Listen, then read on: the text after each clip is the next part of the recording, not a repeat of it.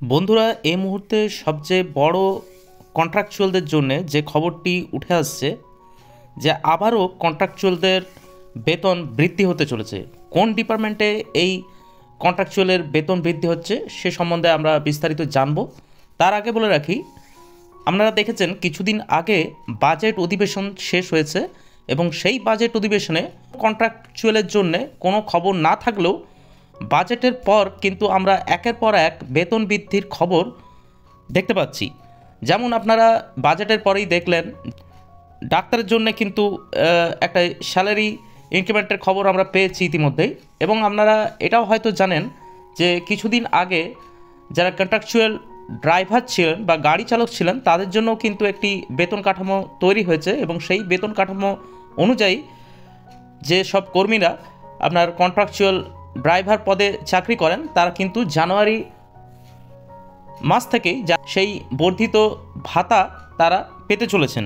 এবার যে খবরটি উঠে আসছে আপনারা স্ক্রিনে দেখতে পাচ্ছেন, রাজ্যের কর্মচারীদের জন্য সুখবর, এই কর্মীদের বেতন ৫,৫০০ টাকা বাড়ছে।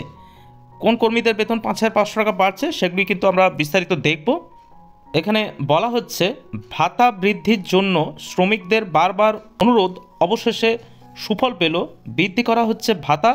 শ্রমিক সংগঠনের একজন সিনিয়র নেতা মনোজ চক্রবর্তীর মতে দীর্ঘদিন ধরে সরকারকে ভাতা উন্নত করার জন্য অনুরোধ করা হচ্ছিল, সেই দাবি পূরণ করা হলো।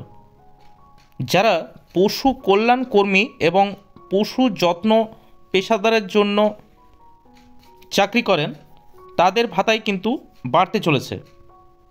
এই কর্মীরা যারা মূলত গ্রামীণ এলাকায় কাজ করেন, টিকা এবং কৃত্রিম প্রজনন সহ গৃহপালিত পশুদের জন্য প্রয়োজনীয় পরিষেবা প্রদান করেন, তাদের অর্থাৎ পশু কল্যাণ কর্মী বেতন আগে যা ছিল ৫,০০০ টাকা এবং এটি পরিবর্তন হয়ে নতুন যে পরিমাণ সেটি ৫০০ টাকা যোগ হয়েছে, অর্থাৎ ৫০০ টাকা ভাতা বৃদ্ধি হওয়ার ফলে তাদের যে মোট ভাতার পরিমাণ সেটি বর্তমানে করা হচ্ছে ৫,৫০০ টাকা। বলা হচ্ছে ২০২৪ সালের জানুয়ারি থেকে এই নতুন ভাতা কার্যকর করা হবে। এই ভাতা বৃদ্ধির ফলে এই পশু কল্যাণ কর্মীরা ২০২৪ সালের জানুয়ারির মাস থেকে প্রতি মাসে ৫,৫০০ টাকা করে তারা পাবেন। তো বন্ধুরা, আমরা দেখতে পাচ্ছি বিভিন্ন কন্ট্রাকচুয়ালের ভাতা বৃদ্ধির খবর কিন্তু একের পর এক আসছে।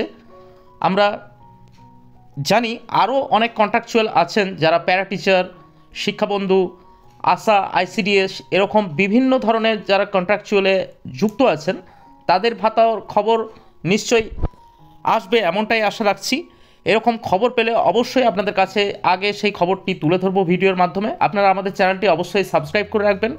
নতুন কোনো খবর পেলেই সেটি আপনাদের কাছে ভিডিওর মাধ্যমে তুলে ধরবো, সেটি ভাতা বৃদ্ধিজনিত হোক বা অন্য কোনো সুবিধামূলক যে কোনো ঘোষণাই হোক, সেই খবর আপনাদের কাছে আমরা ভিডিওর দ্বারা তুলে ধরবো। নমস্কার সকলকে, পুরো ভিডিওটি দেখার জন্য ধন্যবাদ।